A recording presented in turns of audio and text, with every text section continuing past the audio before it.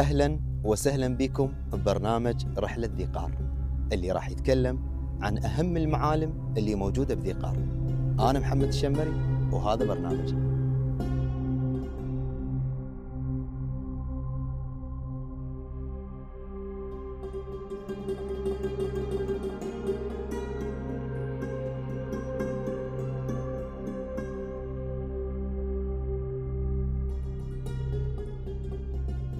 من أهم المعالم اللي موجودة بالناصرية الزقورة، والزقورة يحتاج لها مو حلقة واحدة حتى نسولف عنها. بس أنا اليوم ما أريد أسولف عن الزقورة، أريد أسولف عن المقبرة الملكية.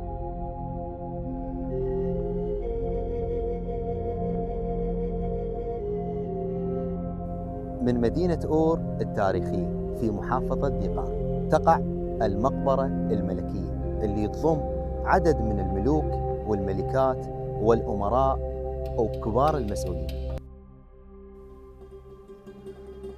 بقت هاي المقبرة مدفونة تحت التراب وتراكم الزمن عليها قرون، إلى أن تعرف العالم الغربي عن أطلالها في منتصف القرن التاسع عشر والتنقيب العشوائي بها.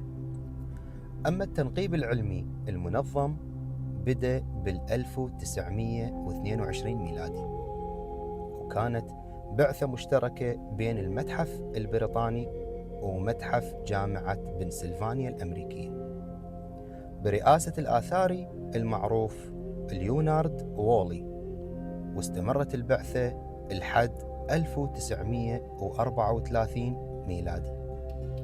وتمكن وولي اكتشاف الزقورة والقصور والمعابد. أما الحدث الأكبر والأبرز كان اكتشاف مقبرة أور الملكية ومقتنياتها وتفاصيل الدفن الغريبة. ومن أبرز القطع اللي طلعوها هي القيثارات اللي تكون بمقدمتها رأس الثور مرصعة بالذهب والأحجار الكريمة، وكانت تبين تطور الآلات الموسيقية آنذاك. الموضوع مو بسيط، كبير كلش، يعني احنا نحكي عن موضوع عمره 4000 سنة أو أكثر. هاي المقبرة الملكية ملأت متاحف العراق وبريطانيا وفرنسا وأمريكا كنوز ومقتنيات عكست ثقافة بلاد الرافدين آنذاك وفكرتهم عن الموت والعالم الآخر.